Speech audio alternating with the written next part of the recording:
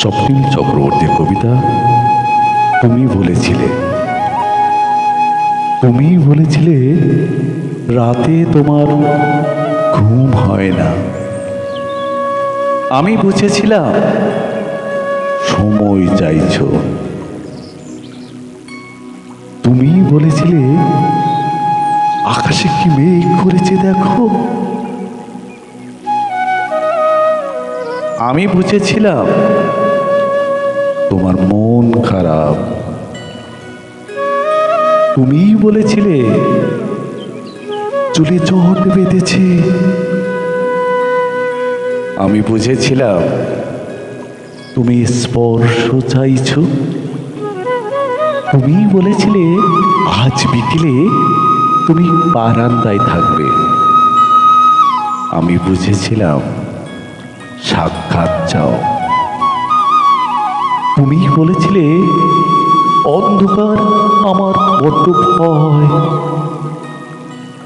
আমি বুঝেছিলাম তোমার আমাকে জড়িয়ে ধরতে ইচ্ছে করছে।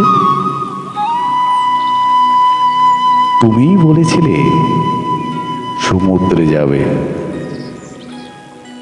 আমি বুঝেছিলাম পাশাপাশি হাত ধরে হাঁটতে চাইছো। তুমি বলেছিলে নীল তোমার প্রিয় রং। আমি বুঝেছিলাম তোমার মনে অনেক কষ্ট। তুমি বলেছিলে ঠোঁট ফেটেছে। আমি বুঝেছিলাম চুমু খেতে চাইছো। তুমি বলেছিলে অঙ্ক ভালো লাগে না। আমি বুঝেছিলাম তুমি কবিতা ভালোবাসো। তুমি বলেছিলে আজ তাড়াতাড়ি ঘরে ফিরতে হবে। তুমি বলেছিলে এই হুটহাট দেখা করা, অসময় ফোন করা আমার আর ভালো লাগছে না। আমি বুঝেছিলাম তুমি বিচ্ছেদ চাইছো। তারপর অলিখিত স্বাক্ষরে তুমি যখন ইনভিজিবল কোর্টে আমার বিরুদ্ধে বিচ্ছেদের মামলা ঠুকে দিলে,